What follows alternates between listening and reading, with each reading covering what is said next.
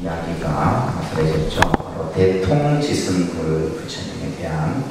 그래서 이 대통지승불 부처님께서 과거에 쭉 했던 행적들이 서가모니 부처님과 다를 게 없다. 또 특히 이제 이 일곱 왕자가 나중에 이제 깨달음을 얻는데 성도를 하는데 그 마지막 일곱 번째가 서가모니 부처님이었다. 이런 내용까지 지난 시간에 살펴봤었고, 그러면서 이제 이 화성유품에서는 이 화성에 대한 비유, 이 화성이라는 것은 임시로 만들어 놓은 성이에요. 그래서 우리가 어떠한 목적지에 이제 가기 위해서 이제 가다 보면 이제 지치고 또 포기하고 이런 일이 생긴다는 거예요. 그래서 한 사람도 낙오되지 않고 전부 그 최종 목적지에 데리고 가기 위해서 임시 방편으로 화성을 만들어서 이제 그 사람들을 하여금 좀 쉬었다가 또 마지막에는 이제 목적지까지 데려가는. 그래서 이것도 하나의 이제 방편으로서 전해진 가르침이 바로 화성에 대한 비유입니다. 그래서 이제 말씀드렸듯이 여러분들도 자녀들을 키울 때 이 화성의 비유를 사실 많이 방편으로 썼어요. 그런 내용들이 지난 시간에 살폈던 내용들이고, 이것을 다시 이제 개송으로 써라는 내용입니다. 지난주 못 들었던 분들은 이 개송에 대한 내용을 보시면서 이해를 하시기 바랍니다. 이때 세종께서 이 뜻을 거듭하시려고 개송으로 말씀하셨다. 대통지승불이 도량에 앉으신 지 10급이 되었는데 부처님 법이 나타나지 않아 승불하지 못하시니라. 그래서 대통 이 지승불 부처님께서 보리스 도량에 앉은 지가 시간이 10급의 시간이 지났지만은 아직까지 그 불법이 현저 나타나지 않아서 성불하지 못하고 있었다. 이때 여러 선신들과 영왕들과 소라대중들이 하늘의 꽃을 비옥히 내들이시 내려 저 부처님께 공양했다. 이 대통지승불 부처님에게 모든 팔부 신중들이 부처님께 공양을 올렸던 거예요. 여러 천신들은 북을 치고 온갖 음악을 모두 연주하며 시든 꽃은 향기로운 바람이 불어가고 새롭고 아름다운 꽃비를 내렸다. 열 소국을 지난 뒤에 비로소 성불하셨다. 그래서 이제 우리가 부처님이 이 성불하는 이 과정은 이제 경전에 보게 되면 뭐 몇 년, 몇십 년, 몇백 년을 해서 이루어지는 것이 아니라 때로는 몇 급의 시간을 지난 뒤에 이게 성불하는 모습들. 서가모니 부처님도 마찬가지예요. 몇 급의 시간을 닦아서 부처가 되신 겁니다. 자, 그래서 10급이 지난 뒤에 비로소 성불하시니 천신과 세상 사람들이 마음이 기뻐 줄줄 녹았다. 그 부처님의 16왕자, 16명의 왕자가 또 모든 권속들 천만억 대중들에 둘러싸여 부처님 곳에 왔었다. 수려 부처님 발 아래 예배하고 법륜을 불러주시기를 청하느니라. 부처님이 깨달음을 얻었으니까 부처님께 법을 설해주기를 청하는 거죠. 그죠? 거룩한 사자시여 법의 비를 내려 저희들과 중생들을 흡족하여 하여 주십시오. 세조는 배익기가 매우 어려워 오랜만에 한 번 오셔서 중생들을 깨우치시려고 모든 것을 진동하십니다.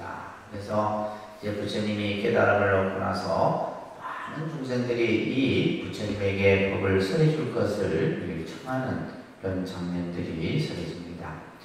그러면서 이제 여러 시방의 범천왕들이, 그죠? 범천왕은 하늘의 신이에요. 이 신들이 이제 법을 청하는 내용들이 쭉 설해집니다. 동방, 서방, 남방, 각 방에 이제 그 신들이 법을 청해요. 동방에 있는 여러 세계 500만억 국토에 있는 범천왕이 궁전이 밝게 빛나니 예전에 보지 못하는 일이라. 모든 범천들이 상서를 보고 부처님이 계신 곳을 찾아가 하늘의 꽃을 흩어 공양하고 궁전까지 갖다 올리니라. 법륜을 불러주시기를 청하고 개송을 거찬탄하나 때가 아직 안 된 줄을 부처님은 아시고 청을 놓고 묵묵히 앉으십니다. 그러니까 법을 설해주기를 청했지만은 그 설법을 하는 또 또한 뭐야? 때가 돼야 된다.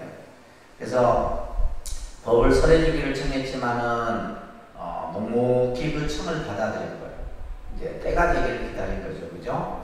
그러면서 남서 북방 네 감방과 또 상방 하방, 그러면서 동서남북 네 감방하면 8방이 되거든요. 그래서 상방 하방하면 10방이 되는 겁니다.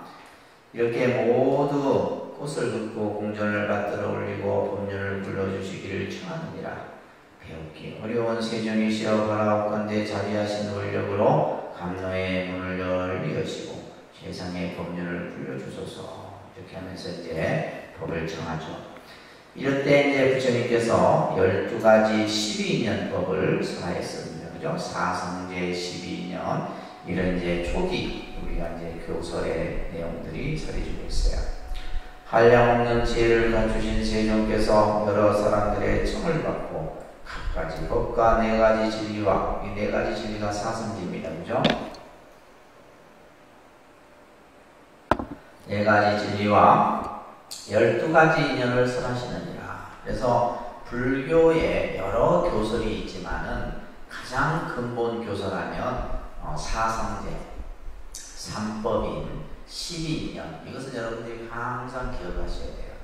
그래서 그 개념을 어느 정도 여러분들이 이해하고 또 이해했다는 것은 다른 사람에게 설해줄 수 있어야 되는 거예요. 내 혼자 이해하는 게 아니라 내가 이해했던 것을 다른 사람에게 설해 줬을 때 완전히 내가 이해하는 것이 되는 겁니다. 네, 그 정도 되면 이제 하산해도 돼요. 자, 이 12가지 인연이 이제 그죠? 무명으로부터 시작해서 그죠? 결국 우리 중생이 태어나고 늙고 병들고 죽는 그것은 바로 뭐로부터 시작되느냐? 무명으로부터 비롯된다. 그래서 그 무명을 없애면 또한 우리가 이 생사의 문제 또한 해결할 수 있다. 이것이 이제 12인연법의 가장 핵심입니다. 그래서 무명으로부터 늙어 죽음에 이르기까지 모두가 태어남으로부터 있다. 그러니까 태어나기 때문에 왜 태어났느냐? 무명으로 인해서 태어난 거예요. 무명으로 인해서. 그 이제 중간에는 그죠? 부모의 인연, 또 여러분들이 전생에 많은 인연들이 어우러져서 금생에 태어났기 때문에 우리는 뭐 해야 돼요? 늙어야 되고 병들어야 되고 결국에는 또 죽어야 되고 또 죽고 나서 끝이 아니라 우리는 또 다시 이제 또 생을 반복해야 됩니다. 이러한 여러 가지 근심 걱정들을 그대들은 자세히 알지니라. 이 법을 설하실 때 600만 나이타 중생들이 모든 괴로움을 다 여의고 아라한을 이루었다.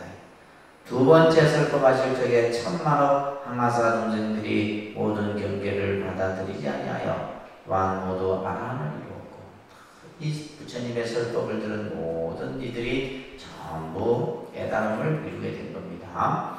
이때부터 도를 이룬 이들이 수요가 한량이 없어서 만 억겁 동안을 헤아려도 그 끝을 얻을 수 없느니라. 그래서 이 부처님의 가르침으로 많은 중생들이 깨달음을 얻었다라는 내용이 설해지고 있습니다. 그때 신유광자가 왕자들이 출가하여 3위가 되어서 다 같이 저 부처님께 대승법을 설해 주시기를 청했느니라. 저희들과 여러 시종들이 모두 다 불도를 이루어 세종과 같이 제일 청정한 지혜의 눈을 얻고자 합니다. 지혜의 눈, 청정한 지혜의 눈을 얻고자. 결국 우리가 불교를 공부한다라고 하는 것은 바로 이러한 안목을 갖추고자 하는 거예요. 어떤 안목이냐? 청정한 지혜의 안목입니다. 청정하다는 것은 때묻지 않는, 그죠? 순수하고 맑은, 분별하지 않는, 또 세상의 이치를 바로 볼 수 있는 안목. 이게 바로 청정한 지혜의 눈이다. 이것을 이제 얻고자 합니다. 이 얘기를 하죠. 부처님은 동자들의 마음과 숙세에 수행한 일을 하시고 한량없는 인연과 각가지 비유들로서 6가지 바람일과 그 밖의 신통한 일을 설하시며, 이 이제 16명의 삼위에게 이제 육바람일을 비롯한 여러 가지 가르침을 설하는 겁니다. 그러면서 진실한 것과 보살이 행하는 도를 분별하셨습니다. 그리고 이 묘법연화경의 항아항의 모래같이 많은 개송들을 설했다. 이 법화경에 보면 많은 개송들이 나오는데 이 개송들이 지금 이 16명의 왕자들에게 설했던 그 가르침이다라는 거예요. 그 부처님이 법화경을 설하신 뒤에 고요한 방에 선정에 들어 일심으로 한 곳에서 84,000도 동안을 앉아 계십니다. 그래서 이제 이 법화경을 설하신 이후에는 이 오랜 시간 동안 선정산매에 들어 앉아 계셨다. 이렇게 지금 제설하면서 이 법화경이라는 경전은 앞에서도 우리가 계속 나왔듯이 보살을 가르치는 법이다 그랬어요. 그죠? 보살이 수행을 해서 결국은 이제 모든 중생을 깨달음에 이르게 하는 법이 바로 법화경이에요. 그러면서 누구에게나 성불의 길이 다 열려있음을 우리들에게 알려주는 겁니다. 그러니까 이 법화경을 듣지 못하는 이들은 뭐냐면 자기가 얻은 그 깨달음에 그냥 만족하는 거죠. 더 나아가야 될 길이 있음에도 불구하고 나는 여기까지만 하면 되겠구나. 성문들은 성문들대로 또 영각은 영각대로 보살은 보살대로. 근데 법화경은 이 성문 영각 보살을 전부 다 일불성으로 향하게 하는 가르침이 이 법화경 속에 담겨 있다는 겁니다. 그 여러 사미들은 부처님이 선정에서 나오시지 않음을 알고 한량없는 억만 중생들을 위하여 가장 높은 부처님의 지혜를 설하느니라. 그래서 이 지금 부처님이 법화경을 설하시고 나서 선정에 오랜 시간 들어있는 동안에 누가 이 법화경을 이제 막 여러 사람들에게 설해요. 이 16명의 그죠? 이 사미들이 이 법화경을 쭉 설했다는 거예요. 제가 이 법상에 앉아 이 대승경전을 설하고 부처님이 고요히 열반에 드신 후에 법을 설해 교화를 보았다. 부처님의 가르침을. 그래서 우리가 이제 부처님의 말씀을 여러 사람에게 전하는 것은 불법을 돕는 일이에요. 부처님의 가르침을 설해서 사람들을 제도하고 교화하는 것은 바로 부처님을 교화, 법을 돕는 그런 일이다. 그 하나하나의 사미들이 제도한 중생들의 수요는 600만억 항하강의 모래수하고 헤아릴 수 없다. 헤아릴 수 없는 많은 중생들을 제도했다. 그 부처님이 열반하신 후에 이 법문을 들은 이들은 가는 곳마다 부처님 세계에서 항상 스승과 함께 되었다. 그러니까 이제 이 16명의 사미들이 이 법화경을 늘 중생들에게 전하고 수행을 하고 나중에는 이제 각 세계에서 부처가 됐는데 그 부처의 세계에 각각의 모습으로 부처님의 모습으로 태어나게 되는 거죠. 그 16사미들은 부처님의 도를 갖추어 행하며 지금 시방 세계에서 각각 바른 깨달음을 이루었다. 그래서 우리가 동방세계, 서방세계, 남방세계, 북방. 그래서 아미타경 같은 경우는 육방세계에 대한 부처님의 명호들이 쭉 나와요. 아미타경을 보게 되면 이 지금 법화경에서도 우리 앞에 이제 본문에서도 이제 각각의 세계에 그죠? 부처님에 대한 명호들이 나왔습니다. 그때 법문을 들은 이들은 각각 부처님이 계신 곳에서 아직 성문에 이른 머무는 이들은 점차로 부처님의 도로서 가르치느니라. 16왕자가 하나였던 나도 그죠? 16왕자 중에 마지막 부처님이 바로 누구였어요? 서가모니 부처였어요. 그래서 16왕자의 하나였던 나도 일찍이 그대들에게 법을 설했다. 이것은 무슨 얘기냐면 지금 너희들이 수많은 지금 영산회상에서 법을 듣고 있는 수많은 천법 대중들이 금생에 만난 인연이 아니라는 거예요. 전생에 수억 급 전에 이미 이러한 그죠? 또 나를 만나서 나에게 이 법화경을 들었었고 그리고 지금 또 이 자리에서 내가 너희들에게 이 법화경을 또 설하는 거예요. 지금 이것이 제일 중요한 핵심입니다. 그래서 여러분들이 불교를 공부하면서 불교의 시간은 여러분들이 생각하는 시간을 초월합니다. 뭐 우리가 예를 들면 금생에 100년 이게 아니에요. 100년, 200년 이런 시간이 아니에요. 수억급의 시간. 아승직업의 이전, 나유타급의 이전, 이런 시간 속에서 이 모든 이 불법 인연들이 만나고 또 교화하고 가르치고 해서 금생에 또 이런 모습들이 그대로 나타난다는 거예요. 무슨 말인지 이해되세요? 자, 그러면서 16왕자의 하나였던 나도 일찍이 그대들에게 법을 설했으니 점차리 방편으로서 그대들을 이끌어 부처님의 지혜에 나아가게 한다. 그래서 부처님의 법은 하나하나 깨우쳐서 이제 근기에 따라서 다 다르죠. 근기가 수승한 사람은 이제 한 번 들으면 딱 그냥 바로 이제 깨달음이 근기에 들어갈 수 있지만은 그렇지 못한 사람들은 하나 깨닫고 그 다음 또 단계에 또 가서 또 공부를 하고 자꾸 이렇게 이게 점차의 방편이에요. 점차의 방편. 점차적으로 단계적으로 방편으로서 중생들을 이끌어 부처님의 지혜에 나아갑니다. 그때의 숙세의 인연, 이게 숙세의 인연이라고 합니다. 무슨 인연? 우리가 보통 이제 전생의 인연이라는 전생이라는 말도 쓰는데 숙세라는 말. 그러면 이미 지금 이 서가모니 부처님이 이 지금 영산에서 법을 설하기 이전에 지금 대통지승불이라고 하는 부처님이 출현하셨을 때 16명의 왕자로서 그죠? 출가를 해서 사비가 돼서 법화경을 가르침을 받고 그 법화경을 설하면서 마지막에 성불했을 때 누가 됐던 거예요? 지금의 내가 서가모니였다. 이거는 그냥 몇 해의 인연이 아니라 숙세의 인연이라고 하는 것은 수억 급의 시간 속에 그 인연들이 쭉 이어져 왔던 거예요. 그래서 우리가 이제 살아가면서 여러분들이 만나고 헤어지는 이런 인연들이 숙세의 인연이죠. 그러니까 부부가 되는 것도 숙세의 인연이고 부모 자식이 되는 것도 숙세의 인연이에요. 숙세의 인연으로 다 만들어진 모습들입니다. 그 인연으로 지금 법화경을 설하여 부처님의 도에 들게 하나니 부디 놀라고 두려워하지 말지니라.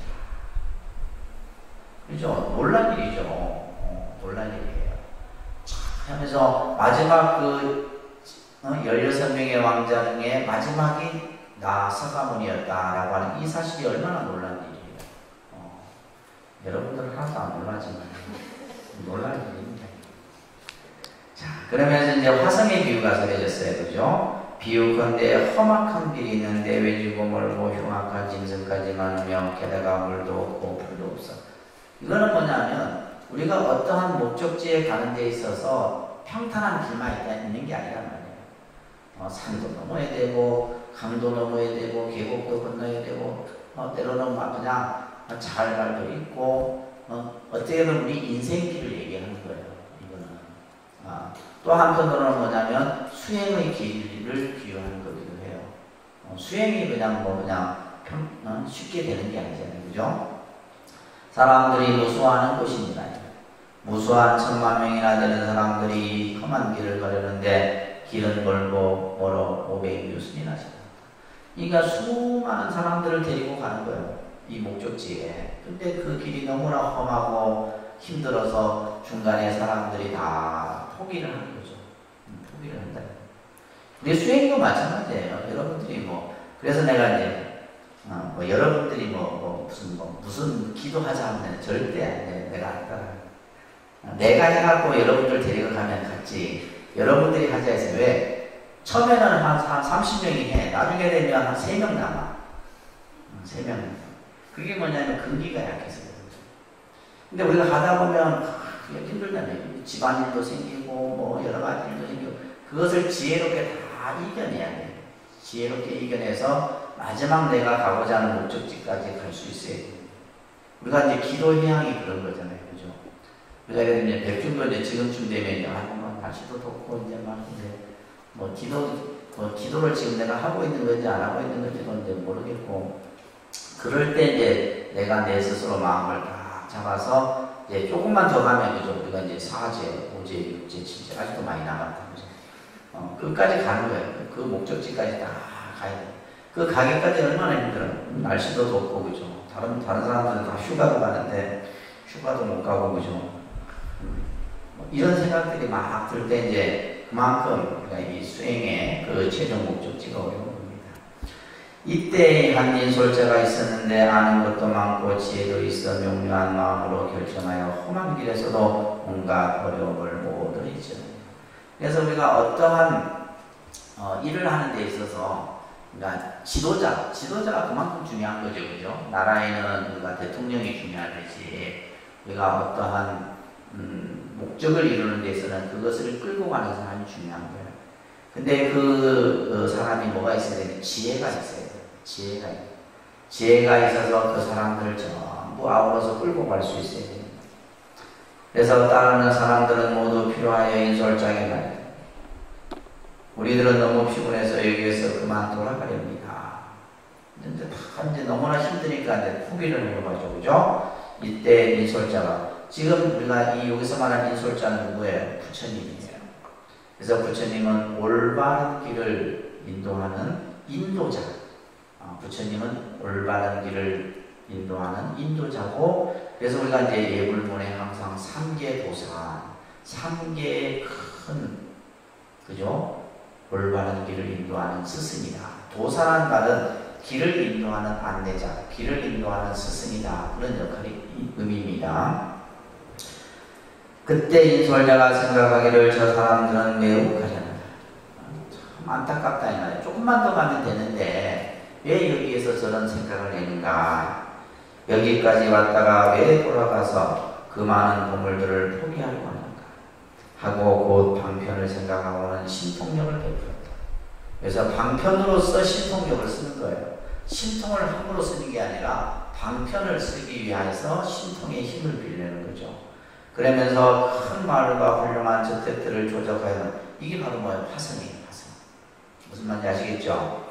그래서 주위에는 동산과 숲이 둘러져 있고 맑은 시냇물과 깨끗한 목욕터와 대문과 높은 누각의 남자와리 이자들이 이제 아주 그냥 정말 파라다이스와 같은 그런 모습의 마을을 이렇게 임시로 다 이렇게 이제 만들었거든요. 그러니까 사람들이 이제 저기까지만 가면 이제 마지막 우리가 도달하는 목적지구나 하고 이제 이끌고 간 거죠. 이렇게 큰 마을을 만들어 놓고 따르는 사람들을 위로하면서 이렇게 말했다. 걱정하지 말고 그대들은 이 마을에 들어가서 마음대로 즐기고 살아라. 여러 사람들은 그 마을에 들어가 마음이 편안없이 즐기고 편안한 생각을 내고는 스스로 이미 목적을 성취했다라고 얘기합니다. 자, 이제 이곳이 이제 최종 목적지였다라고 생각을 한 거예요. 여기까지 왔으면 이제 우리는 우리가 이제 힘들게 여기까지 온 목적을 다 이루었다 이렇게 생각을 했던 겁니다. 인솔하는 사람은 그들이 편안히 신 줄을 알고는 대중들을 모아놓고 선언하기를 그대들은 마땅히 앞으로 나가자. 이것은 방편으로 조작하여 만든 마을일 뿐이다. 마을일 뿐이다. 이것은 아직 우리가 가고자 하는 목적지가 아니다. 최종 목적지가 아니라 이것은 임시의 하나의 모습인 것이다. 내가 보니 그대들이 피곤하여 중도에 들어가려고 하기에 내가 진짓 방편으로서 조화를 부려 이 마을을 만들었던 것이니라. 그대들이 이제 부지런히 나가면 마땅히 함께 부분이 있는 곳에 이르게 되리라. 이게 이제 화성의 비유인 겁니다. 아시겠죠? 그래서 우리가 이제 어떠한 목적을 이루기 위해서 그 목적을 이루기 위한 하나의 수단으로 쓰는 게 뭐라? 방편이다. 그래서 불교는 전부 방편설이에요. 방편설입니다. 우리가 어떻게 보면 돌아가신 부모를 위해서 천도제를 지내는 것 또한 방편이에요. 방편입니다. 전부 방편이에요. 우리가 수행을 하는 데 있어서 그죠? 깨달음을 이루기 위해서 기도를 하든 주력을 하든 이거 전부 뭐예요? 방편이에요. 이건 수행의 방편인 겁니다. 무슨 말인지 이해되세요? 그래서 불교는 모든 것이 전부 방편이다. 그 방편이라고 하는 것은 뭐냐? 최종의 목적지에 이르기 위한 하나의 수단인 거예요. 그래서 어떠한 방편을 쓰느냐에 따라서 각기 이제 그 방편을 어떻게 써야 돼요?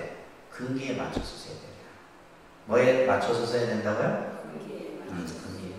그래서 연불하는 근기에 맞는 사람은 연불을 하는 거고, 참선해서 수행하는 이들은 참선을 하는 거고, 근데 이제 그것을 잘 여러분들이 해 나갈 수 있어야 됩니다. 자, 나도 또한 그와 같아서 모든 중생들을 인솔자니라. 모든 중생들의 인솔자다. 모든 중생들을 길을 인도하는 안내자다.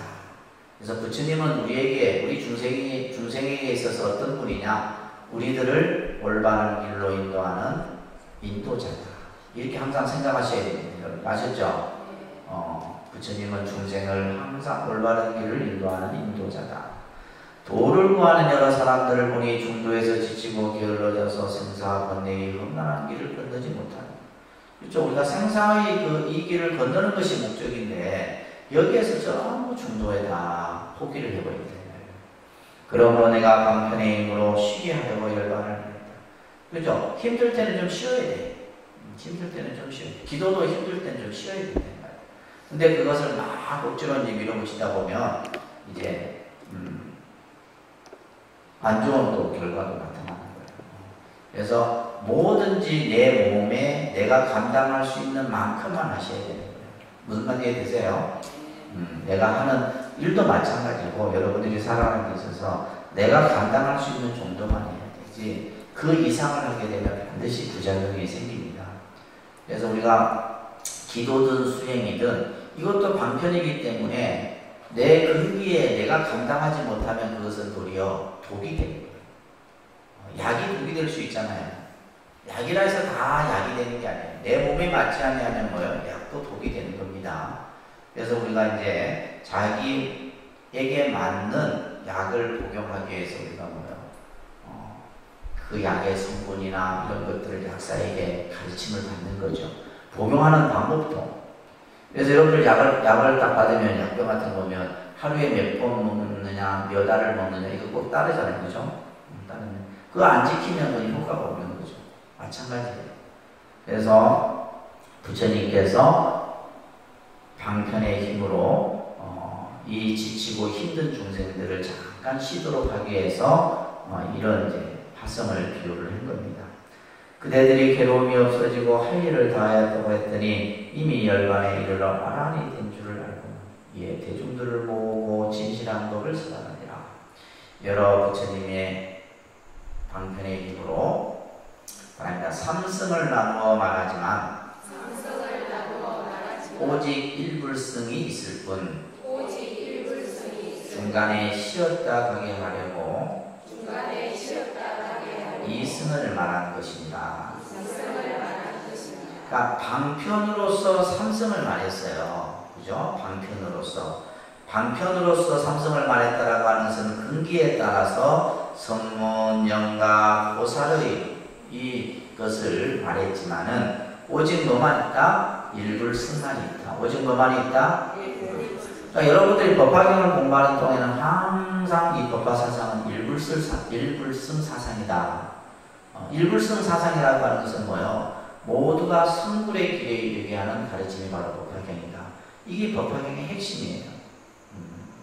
그래서 그러면 우리가 어떻게 하면 성불의 길에 이룰 수 있는가? 이제 그런 이제 말씀들이 이 법화경에서 여러 방향으로 설해지는 거예요. 그래서 중간에 쉬었다 가게 하려고 이승을 말했다. 그런데 너희들이 뭐예요? 그냥 이승에 주저앉아 버린 거죠. 누구들이 부처님의 10대 제단을 비롯해서 성문들이 아이고 나는 여기까지 왔으면 됐다. 대부분의 중생들이 다 그런 생각을 합니다. 더 분발심을 내야 되는데 그냥 아이고 나는 이제 여기까지만 하면 됐다. 여러분들도 나중에 다 그럽니다. 아이고 내 이제 저희 한 40년 다니면 됐지 더 이상 뭐 할 게 있겠노 이런 생각을 그런 생각을 하면 안 돼요. 계속 성불의 길에 이르기까지 우리는 끝없이 전진해야 돼요. 이제 그대들에게 진실을 설하나니 그대들이 얻은 것은 진실한 열반이 아닙니다. 진실한 열반이 아니라 완전한 열반에 이른 것이 아니다. 너희들이 얻은 열반은 그것을 이제 우리가 이제 반열반이라고 하는 거예요. 반열반. 부처님의 일체 지혜를 위하여 마땅히 크게 정진할 마음을 내주십니다. 부처님의 지혜를 그죠?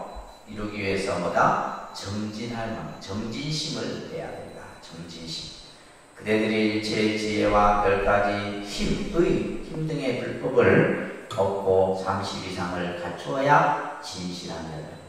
그러니까 예를 들면 이제 일체 종지. 일체 지혜는 뭐냐? 일체 종지예요. 그러니까 이것은 부처님의 지혜입니다. 부처님의 지혜와 부처님이 가지고 계신 10가지 힘, 심력이라고 해요. 그러니까 부처님이 가지고 계신 무한한 힘이 있어요. 무한한 힘. 그리고 30 이상. 그것은 부처님만이 갖추는 상호예요. 이것을 갖추었을 때만이 뭐다? 진실한 열반. 이것을 우리는 뭐라 그래요? 완전한 열반. 이라고 얘기를 하는 겁니다. 인솔자인 부처님이 휴식하게 하려고 열반을 말했고 휴식한 줄을 이미 알고는 부처님의 지혜에 들어가게 하려고 또한 인도하느니라. 자, 이렇게 해서 화성육품까지 우리가 살펴봤습니다.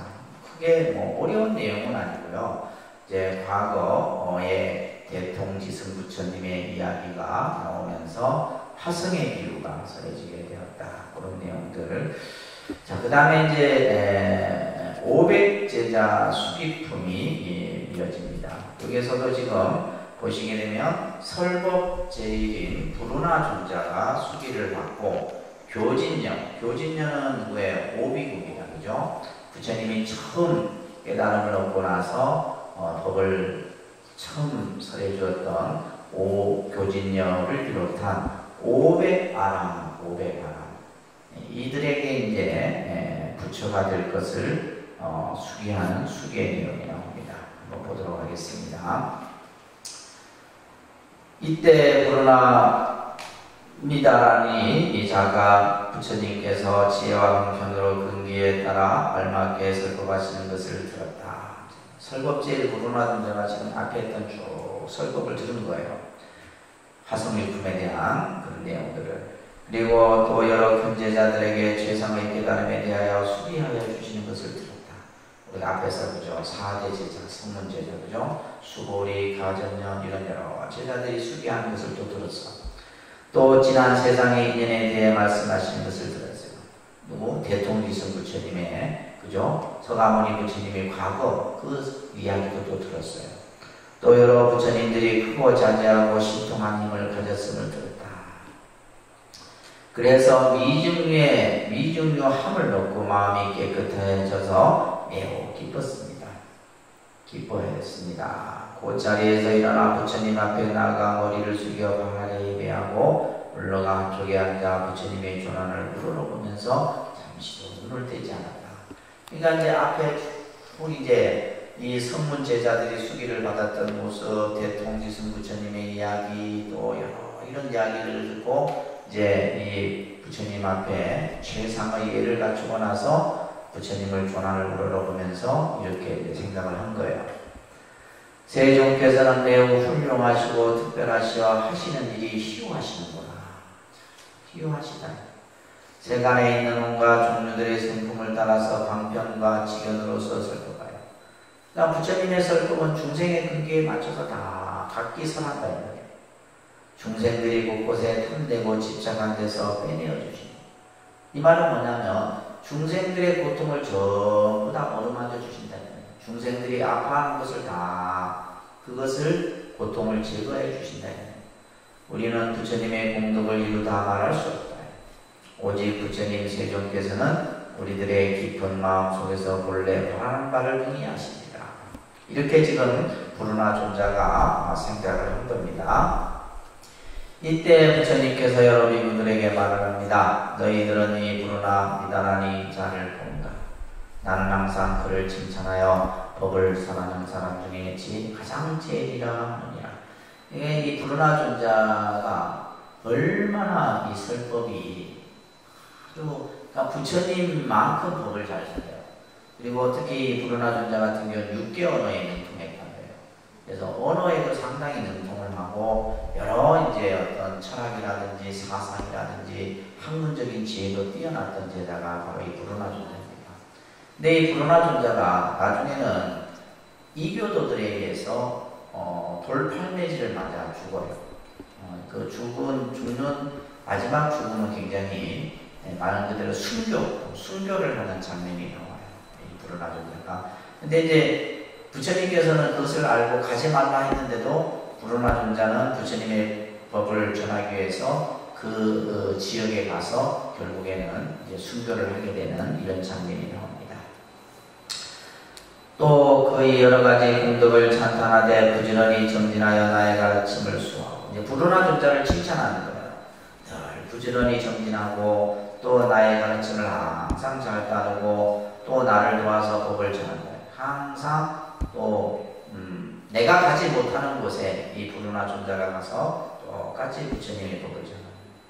아이도 저 선풍기에서 못 벗어나고 한 학기가 되도록 끝까지 한번 해보세요. 사부대중에게 보여주고 가르쳐서 이롭고 기쁘게 하며 부처님의 바른 법을 제대로 해석하여 함께 병행을 닦고 닦는 이들에게 큰 이익이 되게. 그러니까 이 불운하 존자는 그냥 본인이 가지고 있는 능력도 뛰어나지만은 뭐요? 그것을 여러 사람들을 이롭게 하고 또 사람들을 기쁘게 하고 또 부처님 법을 잘 또 이렇게 쉽게 설명. 그렇죠. 우리가 법을 설하는 데 있어서 가장 중요한 것이 뭐냐면 상대가 알아듣기 쉽도록 쉬운 언어를 쓰는 거죠. 그래서 법을 제대로 해석한다는 것은 어려운 법도 아주 쉽게 해석해서 사람들에게 설하고 또한 병행을 닦는 이들에게 청정한 수행을 하는 이들에게는 또 큰 이익이 되게. 그러니까 이 불운하 존자를 이렇게 정말 칭찬하는 경우는 드문데 법화경에서는 굉장히 이 불운하 존자에 대한 칭찬이 많이 설해지고 있습니다. 실로 열애를 제외하고는 그의 언론과 변제를 따르지 못다. 이 정도죠. 부처님을 제한 어느 누구도 이 불운하 존자만큼 말을 표현하는 표현력, 또 말을 다양하게 하는 언어 구사력, 이런 것들이 뛰어난 제자가 없었다. 그래서 이제 보통 우리가 이제 우리나라의 불운하 존자 하면 예전에는 이제 많은 사람들이 통도사 우리 종법 큰 스님을, 종법 큰 스님 같은 경우는 이제 한국의 불운하 존자라 이렇게 할 정도로 굉장히 법을 이렇게 들으면 사람들이 그냥 편안하고 알아듣기 쉽고 이해하고, 그렇다고 뭐 이렇게 막 그냥 뭐 우스운 소리 이런 거 하지 않아요. 그냥 유머나 이런 거 하지 않아도 그냥 쉽게 사람들이 불법을 이해하는. 우리나라에 몇 분 있습니다. 법문을 잘 하시는 분들이. 자, 그러면서 이제 이 불운하 존자의 과거에 대한 얘기가 설해져요. 너희들은 불운하가 다만 나의 법만을 수하여 듣고 널리 전한다고 말하지 마라. 그러니까 불운하가 내 설법만 잘한다라고 생각하지 말아라, 이런 얘기예요. 설법만 잘하는 게 아니다. 이미 지난 세상의 90억 부처님의 처소에서도 그 부처님들의 바른 법을 수하여 듣고 널리 전했어요. 이미 불운하 존자는 뭐예요? 과거에 90억의 부처님이 계신 곳에서 이미 그 부처님들의 법을 또 전했다는 거예요. 그 부처님 회상에서도 법을 설하는 사람들 중에서도 가장 어뜸이었다. 그러니까 금생에만 이렇게 했던 것이 아니라 수억 겁의 시간 전에도 이미 그랬다라는 거예요. 또 여러 부처님이 말씀하시는 공안법을 명료하게 통달하고 공의 지를 통달했고 네 가지 걸림이 없는 지혜, 사무의 지혜를 얻어내리라. 항상 자세히 생각하고 훌륭하게 법을 설하여 의혹이 없으며 보살의 신통한 힘을 갖추고 그의 목숨이 다하도록 항상 본행을 닦았다. 이 불운하 존자는 현생에서뿐만이 아니라 이미 오래전에 부처님이 계신 곳에서도 그러한 여러 가지 청정한 일들을 했다는 거예요. 그 부처님 당시에 사람들이 모두 말하기를 참다운 성분이라 하였느니라. 참다운 부처님의 둘째자다, 이렇게 얘기했다. 불운하는 이러한 방편으로 한량없는 백천 중생들을 이롭게 하였느니라. 또 한량없는 나성지 수의 사람들을 교화하고 세상의 깨달음에 이르게 하였으니 부처님의 국토를 청정하게 하기 위하여 항상 불사를 지었습니다. 그러니까 우리가 불사라고 하는 것이 꼭 어떤 절을 지는 것만이 불사가 아니라 법을 설하고 또 다른 사람을 이롭게 하고 하는 것이 전부 다 불사예요. 이 불운하 존자가 항상 이와 같은 일을 했다는 거예요. 그러면서 중생들을 늘 교화해야 합니다. 여러 비구들이여, 불운하는 또한 과거에 침불 때에도, 그러니까 아까 뭐예요? 90억 부처님이 계신 곳에서도 그렇게 했었지만은 과거 7분, 과거 7 부처님이 계실 때에도 법을 설하는 사람 중에 으뜸이었다. 불운하 존자만큼 법을 잘 설하는 사람이 없었다는 거예요. 또한 지금 내 해상에서도 법을 설하는 사람들 중에 또한 으뜸이며 과거 7 부처님 중에 계실 때에도 불운하 존자가 설법을 가장 잘했고 지금 내 제자들 중에서도 불운하 존자가 가장, 그죠? 한번 듣고 싶지 않으세요? 얼마나 법을 잘 설했으면 부처님이 이렇게 이 불운하존자를 찬탄을 하네요. 이 현급 중에서도 미래 여러 부처님의 때의 법을 설하는 사람 중에서도 또한 으뜸이 될 것이다. 그러니까 미래 세에도 또 마찬가지다 하는 거예요. 그때마다 부처님의 법을 수호하고 듣고 널리 전하리라. 오는 세상에도 한량없고 그지없는 부처님의 법을 수호하고 또 듣고 널리 전하며 한량없는 중생들을 교화하고 이익 있게 하고 세상에 깨달음에 이르게 하리라. 부처님의 국토를 청정하게 하게 하여 항상 부지런히 정진하고 중생들을 교화하느니라. 그래서 이 불운하존자는 이와 같이 그냥 부처님의 국토를 청정하고 부지런히 정진하고 중생들을 교화하는 이게 전부 다 부처님을 돕는 불사다 이런 얘기예요. 이런 일들을 불운하존자가 쭉 했다는 거예요. 자, 그러면서 점점 보살의 도를 부족하고 한량없는 아성직업을 지나서 오랜 시간을 지나서 그죠? 이 세계에서 최상의 깨달음을 얻으리라. 이름이 법명결례예요. 이 불운하존자가 이제 법명결례가 된다라는 수기를 주시는 거예요. 법명결례. 응공정면지면행격 선서 세간의 보상사 조장고 천인사불 세존이니라. 자, 이 부처님은 항아강의 모래 같지만은 삼천대 전세계로서 한 불국토를 삼으리라. 한 부처님의 세계를 삼는데 그 부처님의 세계는 어떻게 이루어졌느냐? 칠보로 땅이 되어 있고 그 땅이 편편하기가 손바닥 같아서 산과 등성이와 골짜기와 시내와 개울과 구름이 없고 칠보로 만든 누대와 누각이 그 안에 가득하리라.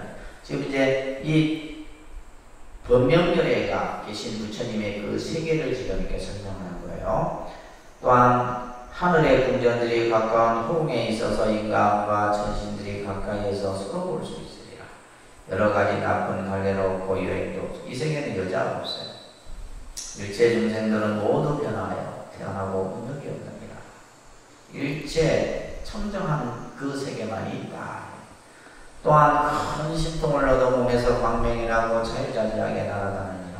의지가 견고하고 정진과 지혜가 있고 몸이 모두 금빛이며 30 이상으로 정엄하느니라. 그 나라의 중생들은 항상 두 가지로 음식을 삼나니 하나는 법을 기뻐하는 음식이고 이것을 이제 법령이라고 해요. 법령. 법을 기뻐하는 음식. 그러니까 우리가 이러면 이 두 가지로서 항상 스스로 수행을 하는 거예요. 법령. 그러니까 법령이라고 하는 것은 법을 기뻐하는 음식이다라는 말은 뭐냐면 이제 법을 듣는 것으로 기쁨을 삼는 거예요. 항상 법을. 그 다음에 두 번째는 선열이라고 해요. 선정을 즐겨한다.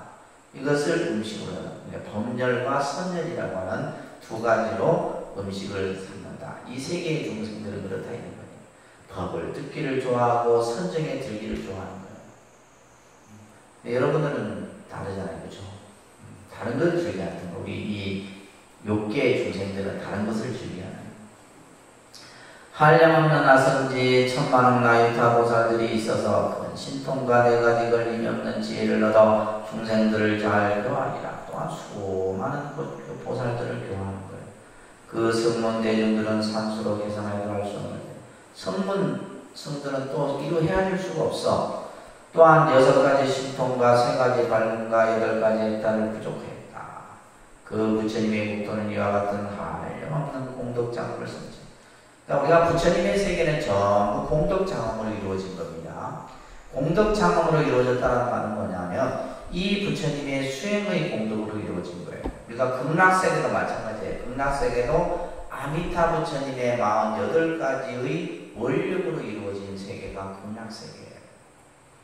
지금 이 법명결례 부처님의 공덕으로 이러한 세계의 모습들이 다 갖추어졌다 이런 얘기입니다. 이 세계의 그 시간의 이름은 보명이요 나라의 이름은 선정입니다. 부처님의 수명은 한량없는 아성직업입니다. 법이 매우 오래 머물 것이고 부처님이 열반하신 후에는 칠보로 탑을 만들어 그 탑이 나라 안에 가득할 것이다. 그래서 이런 이제 탑에 대한 이야기가 법화경에서 많이 언급이 되죠. 그죠? 부처님이 열반하시니 그것을 탑을 만들어서 그 탑이 온 국토에 가득한다. 이런 것들이 이제 바로 이 대승불교 초기에 이러한 탑신앙들이 굉장히 성행, 그 이전부터 탑신앙들이 쭉 성행했다는 것을 우리가 알 수가 있습니다. 자, 개성으로 다시 앞에 했던 내용을 전합니다. 이때 세종께서 이 뜻을 거듭하시려고 개성으로 말씀하셨습니다. 여러 비구들이여 잘 들어라. 불자들이 아는 분은 방편을 잘 배웠기 때문에 불가사리 하느니라. 중생들은 작은 법을 좋아하고 큰 지혜를 두려워한다. 작은 것을 좋아하고 큰 지혜는 바로 부처님의 지혜죠. 이것을 두려워합니다.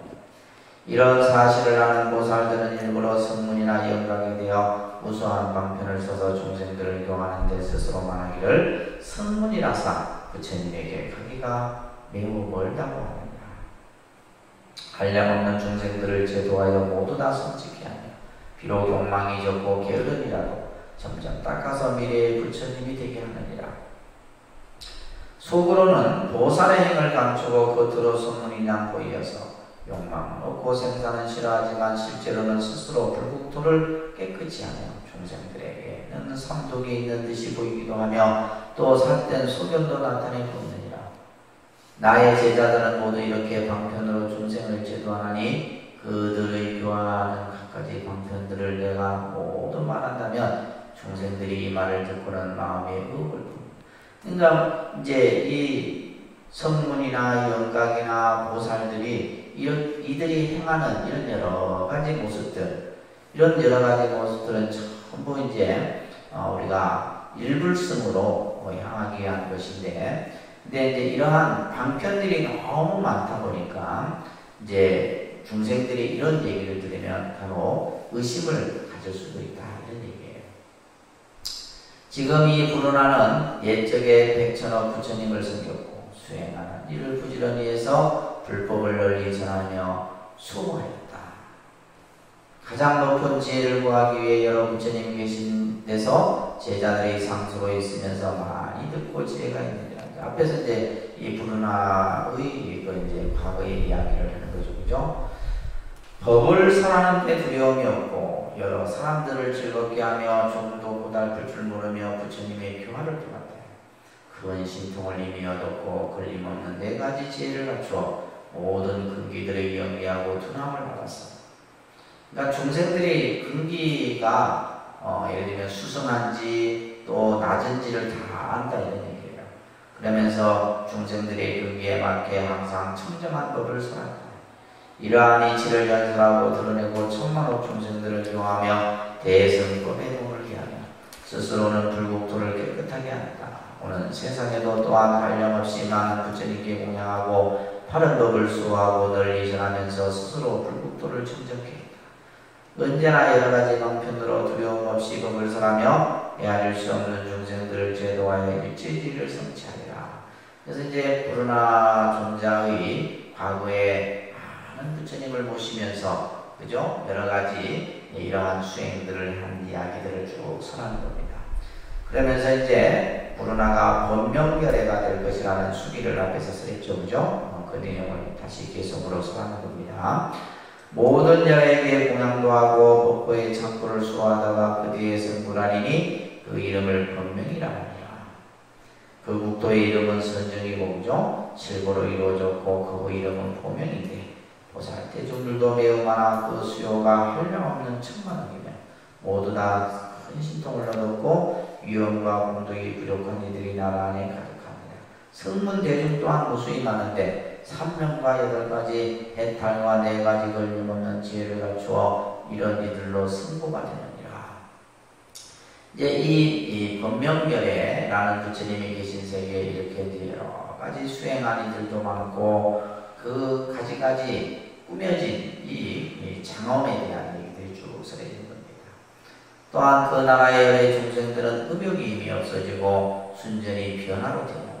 이 세계는 화생이에요. 화생. 변화로 태어난다는 게 우리가 생명이 태어나는데 극락세계도 화생입니다.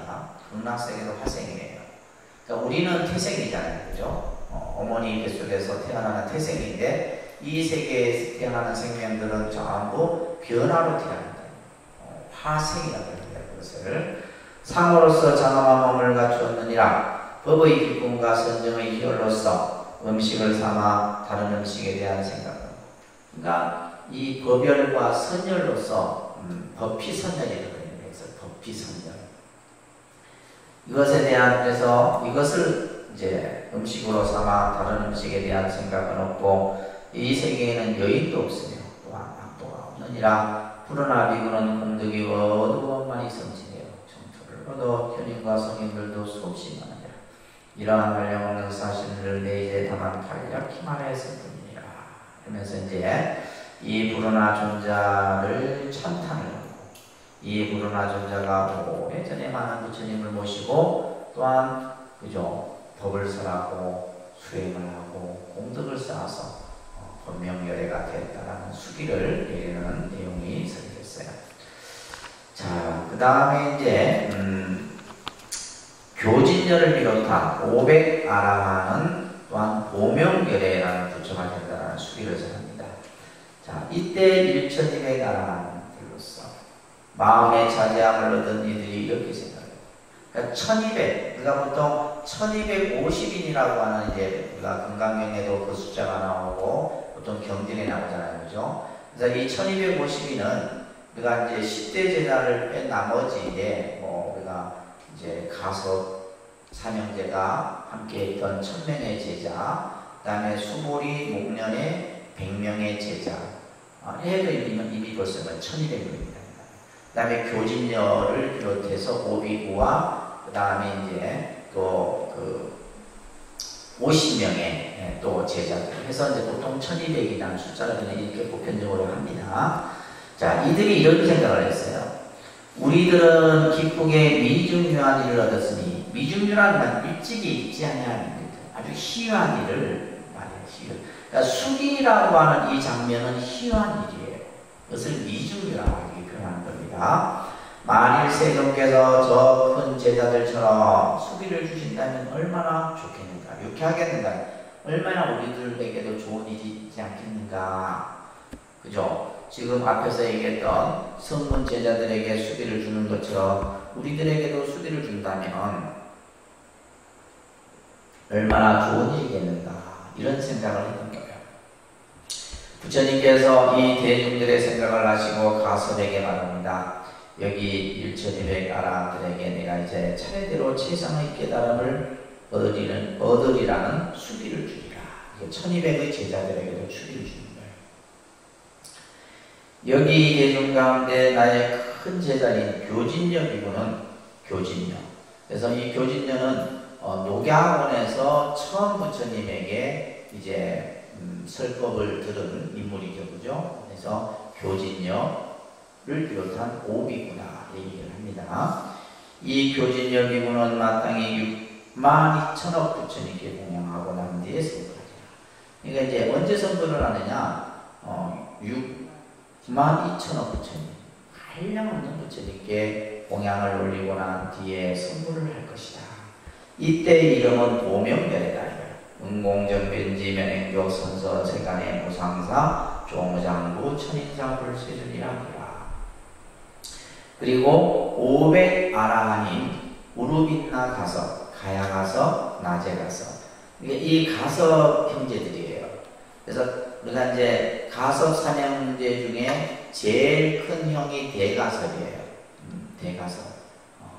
그러니까 앞에서 우리가 이제 그 제일 큰 형은 수기를 받았어요. 그죠? 그리고 나머지 이제 이 우루빈나, 가야가서, 나제가서, 가요타니, 우타니, 아르르타, 이바다, 근빈나, 그나주다사. 이런 이름들은 여러분들 500아라한을 보시게 되면 이 500아라한의 이름들이 다 있습니다. 여기는 지금 이제 몇몇 분만 이렇게 지금 설명해 놓고 있는데 이들이 전부 깨달음을 얻어서 이들이 나중에 다 똑같은, 그러니까 이름이 다 똑같아요. 500아라한은 다 뭐예요? 보명열애예요. 무슨 말인지 이해되세요? 여러분들은 이름 나쁘면 되게 기분 나빠하잖아요. 중생의 분별심 때문에. 그러니까 이 500아라한은 다 똑같은 뭐다? 보명열애라는 그 똑같은 이름을 이제 부처님의 명호를 갖게 되는 거예요. 근데 이제 앞에 보세요. 이제 지금 교진녀도 보명열애고, 그죠? 500 아라한도 또한 보명예래. 똑같이 이제 보명예래라는 부처님이. 근데 부처님의 명호는 이루어야 할 수가 없는 겁니다. 그래서 여기서 이제 지금 불운하는 법명예래고, 그죠? 법명예래라는 수비를 받고 이제 교진녀와 오배가라는 보명예래라는 수비를 받게 되는 겁니다. 그러니까 언제 수비를 받는 거예요? 한참 보살의 힘을 닦아서 그 보살의 힘이 완전히 성취될 뒤에, 그러니까 이제 이 수비를 받으면 뭐예요? 이들은 이제 그 수비를 받았으니까 그러한 보살행을 계속 닦아서 완성하겠죠, 그죠? 완성하는 것. 그러니까 그래서 미래에 부처가 될 것이다라고 하는 것을 미리 지금 주는 겁니다. 이 수비를 내려주는 거예요. 자, 이때 세종께서 이 뜻을 거듭하시려고 개성으로 말합니다. 교진여 비고는 앞으로 한량없는 부처님을 징견하고 아승직업을 지나서, 이 아승직업 뭐 한량없는 시간이에요, 그죠? 다른 깨달음을 이루리라. 항상 큰 광명을 놓고 신통을 부족하여 명성이 시방에 퍼져 모든 이의 공경을 받으리라. 세상의 도를 항상 설하여서 이름을 보명이라 하리라. 그 국토가 청정하고 보살들도 모두 용맹스러우리라. 모두 아름다운 누각에 올라 시방세계에 다니면서 세상의 공양거리로 여러 부처님을 받들어 섬기리라. 이렇게 공양하고는 큰 환희심으로 잠깐 사이에 공국에 돌아오는 이러한 신통입니다. 여러분들은 지금 이야기를 들으면서 그냥 내용만 보지 마시고, 나는 언제 수비를 부처님으로 받을까, 이런 생각을 하셔야 되는 거예요. 그래야 부처님이 수비를 주실 거 아니에요. 무슨 말인지 아시겠어요? 나도 이들처럼 부처님으로부터 수비를 받고 싶구나. 지금 전부 지금 뭐냐면 우리가 앞에서 쭉 봤지만은 사리불부터 쭉 수비를 주는데 옆에 있던 제자들이 나도 저렇게 누구처럼 수비를 받고 싶다라는 생각을 일으켰을 때마다 부처님이 수비를 주시는 거예요. 지금 이 교진요 오비구들도 마찬가지입니다. 이게 중요한 거예요. 우리 생각이 중요하다. 생각. 그래서 나도 열심히 정진해서 부처님을 또 수비를 받아야 되겠다. 이런 마음들이 이 법화 신앙에서는 중요한 신앙이에요. 특히 이 수비 신앙이 그냥 책만 보려고 하지 말고 그런 마음들을 내놔야 된다. 그 국토가 청정하고 보살들도 모두 용맹스러우리라. 모두 아름다운 누각에 올라 시방세계에 다니면서 최상의 공양거리로 부처님을 받들어 섬기리라. 이렇게 공양하고는 큰 환희심으로 잠깐 사이에 공국에 돌아오는 이러한 신통이 있느니라. 부처님의 수명은 명만법이에요. 정법은 수명의 법절이 되고 상법은 정법의 법절이 되며, 법이 사라지면 천신과 인간들이 근신하리라.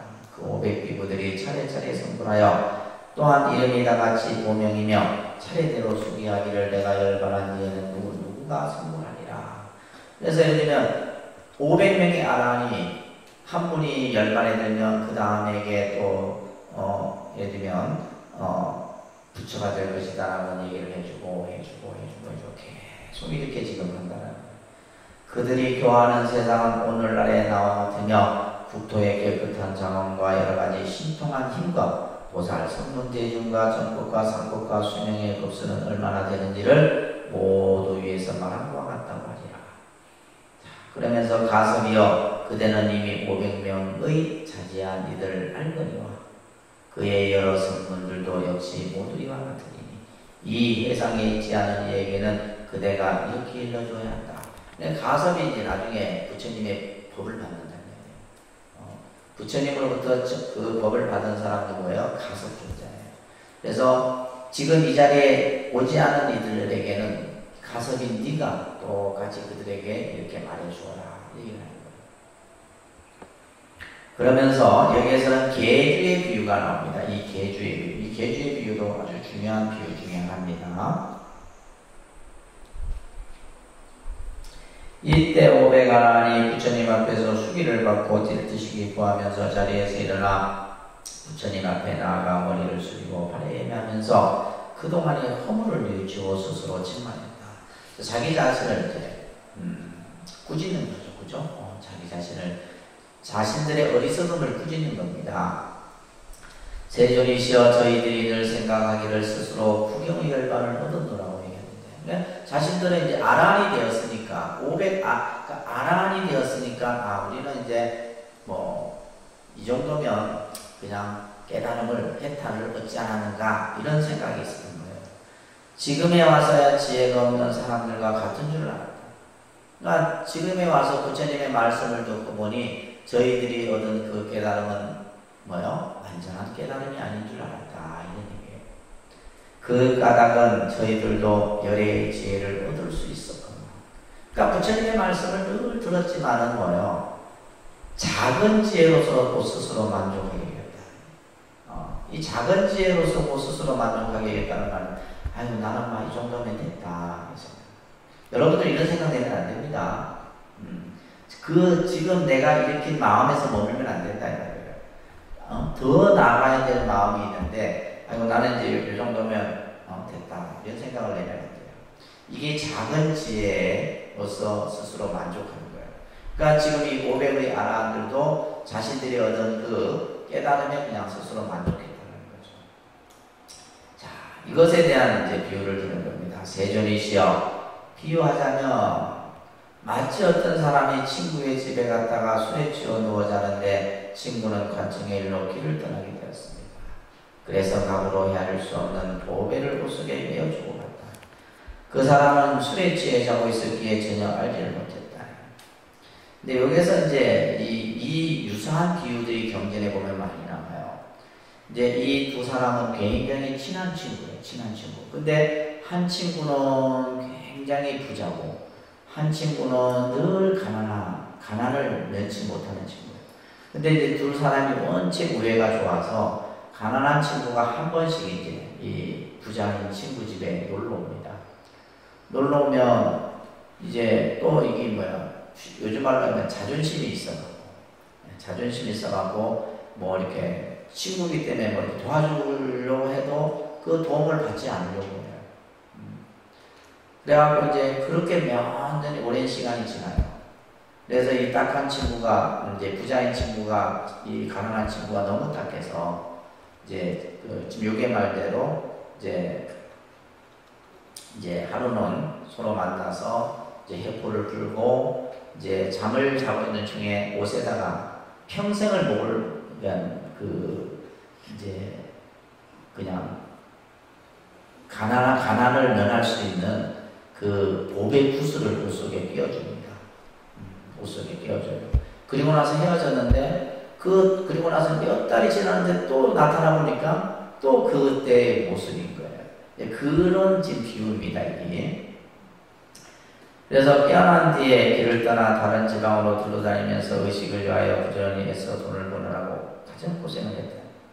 만약 조금이라도 소득이 있으면 그걸 만족하리라. 그러니까 이 가난한 친구는 그냥 그냥 조금 있어도 그냥 만족하고 이렇게 이제 사는 거예요.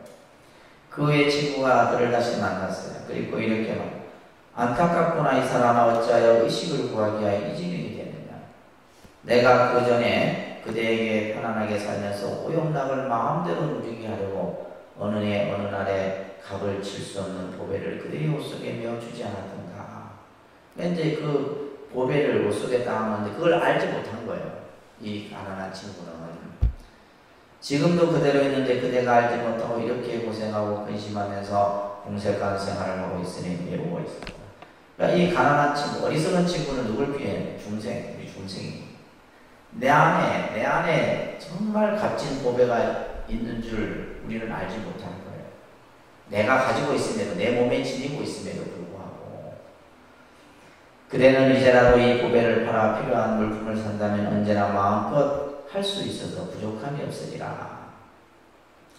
이런 이제 비유를 들면서 부처님이 이렇게 이제 이것을 설명을 합니다. 부처님도 그와 같아서 보살이시던 때 저희들을 교화의 지혜를 구하는 마음을 내게 하였으나 곧 잊어버리고 알지도 깨닫지도 못했다. 그러니까 내 안에 부처님의 참된 지혜가 있음에도 우리는 그냥 내가 하루 벌어서 그냥 먹고 살고 내가 가지고 있는 그 능력만큼만 이렇게 이제 생각했던 거예요. 이미 아란의 돌을 얻었다고 하고 열반이라고 생각했다는 거예요. 살림이 가난하지만 적은 것을 얻고 만족하고 여기다. 내가 아까도 얘기했죠. 아이고 나는 막 이 정도면 됐다.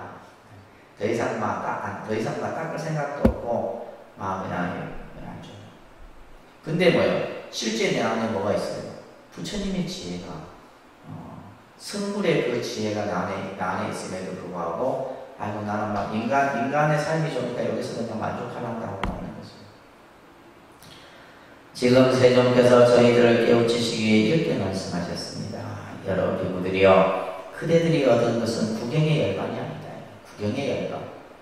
그러니까 다시 말해서 구경의 열반이라는 말은 완전한 안욕단화 삼맥삼보리의 깨달음이 아니다.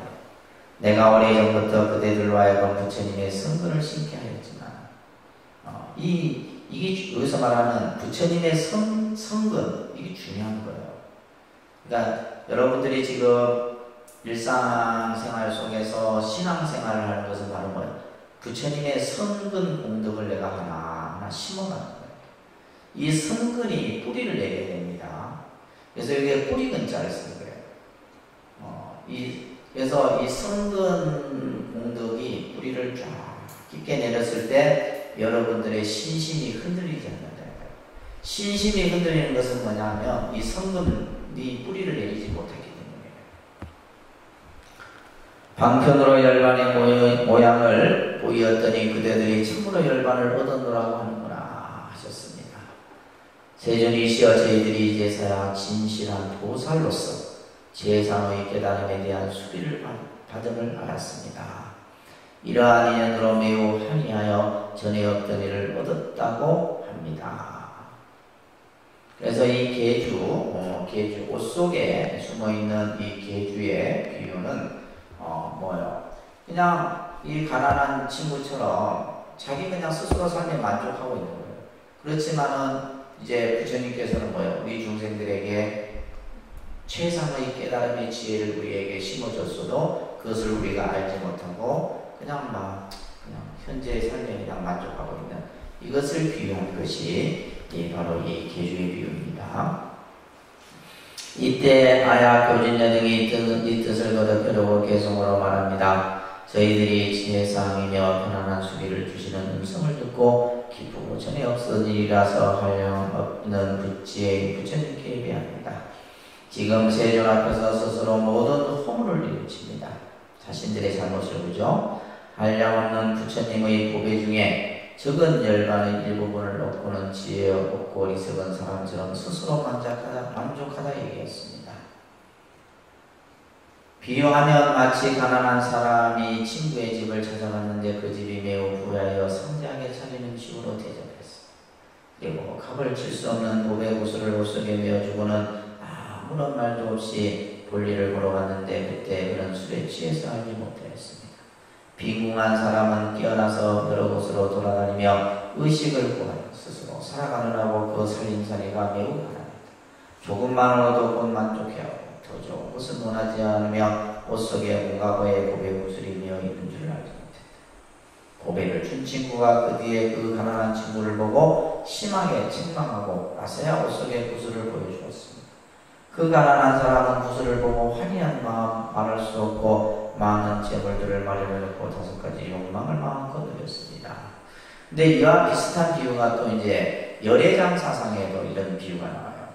그게서는 이제 똑같은 이 옷 속에 이 보배 구슬에 대한 비유인데 여기에서는 이제 뭐냐면 이 가난한 친구가 자신의 그냥 삶에 만족한 것에 대해서 근데 이제 나중에 열애장 사상에서 뭐냐면 이 보배 구슬이 바로 불성을 얘기합니다. 불성.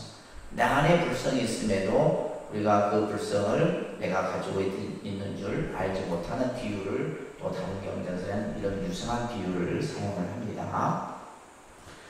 저희들도 그와 같아서 세존께서 긴긴 어두운 밤에 저희들을 여기고 교화하시어 가장 높은 소원을 심게 하셨습니다. 그러나 저희들은 지혜가 없어서 알지도 못하고 깨닫지 못해서 열반의 일부분만 조금 얻고는 스스로 만족하게 여기고 더 구할 줄을 몰랐습니다. 이제 부처님께서 저희들을 깨우치시나니 잘한다. 합니다. 이것은 참된 열반이 아니요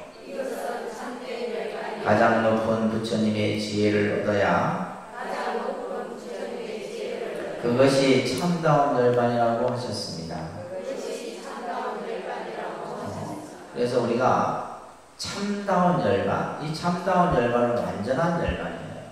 완전한 열반.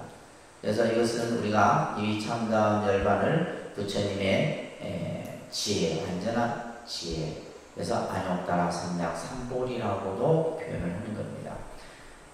저희들은 지금 부처님께서 수기를 주시는 청엄한 일과 저희들이 또 나중에 차례대로 수기하리라는 말씀을 듣고 온갖 마음의 기쁨이 두루 가득합니다. 그래서 이제 500제자 수기품까지를 우리가 보겠습니다. 그래서 이 지금 법화경 우리가 좀 봤지만은 대부분 지금 뭐요? 많은 부분이 수기에 대한 얘기예요. 수기. 그래서 이제 1학기 여러분들 이제 공부하시는 동안에 법화경이 어떤 경전이다라는 정도는 여러분이 조금 이해를 하셨을 겁니다. 이제 뒤에 우리가 2학기 때는 이제 좀 더 이제 어떤 내용들이 나오냐면 이제 여기서는 이런 이제 수기에 대한 내용이 나오지만 뒤에서는 이제 뭐 관세음보살, 보문품이라든지 또 보살의 어떤 수행을 완성하는 그런 이야기들이 이제 법화경 후반부에서 등장합니다. 1학기는 500제자 수기품까지 공부를 하겠습니다. 아시겠죠? 네. 자, 조금 그래도 남겨놔야지 여러분들이 책을 다음 학기 가져오지. 그래서 수학무학 이기품이나 나중에 또 한번 여러분들 방학 동안에 법화경은 계속해서 한 번씩 좀 읽어보도록 하겠습니다.